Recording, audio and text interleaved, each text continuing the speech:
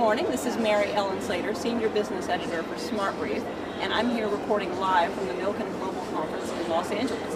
And with me is Gary Loveman, the CEO and Chairman of Harrah, and I'm going to talk with him a little bit about the state of the hospitality industry and some of the challenges that he faces as a leader in that business right now.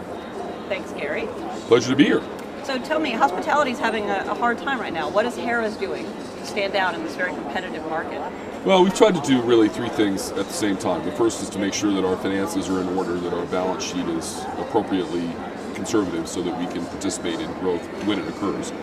The second is to work really hard at getting a value proposition in front of a more discriminating customer group, to encourage them to come back and enjoy our services as they did, say, in 2007, early part of 2008. We're working on things that they would find distinctively appealing.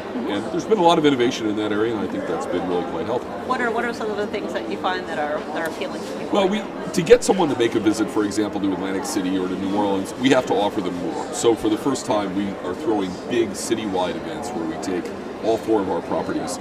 We invite a lot of our best customers from around the country. We give them culinary activities, entertainment activities, reality television activities, retail activities, fashion activities, spa and beauty activities, so that there's a tremendous programming of things that make someone say, you know what, I really, despite whatever my personal circumstances are, it would be fun this weekend to go to Atlantic City and participate in this. Yeah, that's far beyond gambling. It is far beyond gambling. In fact, you have to wrap a lot of other things around the experience.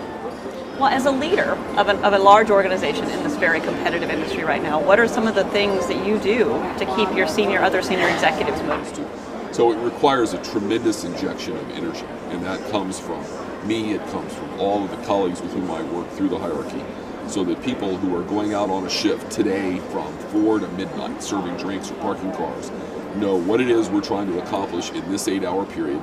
We're listening to everything they have to say to us about things we could be doing better, mistakes we might have made in staffing, equipment that may not be working as they would like, ideas they have for what we could do to enhance the experience of the guests. We're being very clear with them about the challenges we face and what we need for them to help us do to achieve a better result. And none of this is to say this is easy. Right. It's a lot easier to go out every day and say, today's great news is we're building this, we're buying that, we're doing this. The world hasn't afforded that recently, so you have to do it other ways. I would just tell you there are interesting examples of instances where you can mobilize significant groups of people with activities that are important to them. In our company, we are very involved in environmental issues. So we have launched some really interesting programs, some of which touch the guest and some don't. And people do this entirely of their own energy and volition. And even in a period when the business is weak, they're excited about this. They're excited about participating in it. There's many such categories. Health and wellness is another. So there are other levers we can work on besides simply the conditions of business. Thank you very much, Gary, for taking the time to talk with us today. And stay tuned for more coverage on the Milken Global Conference from SmartBrief.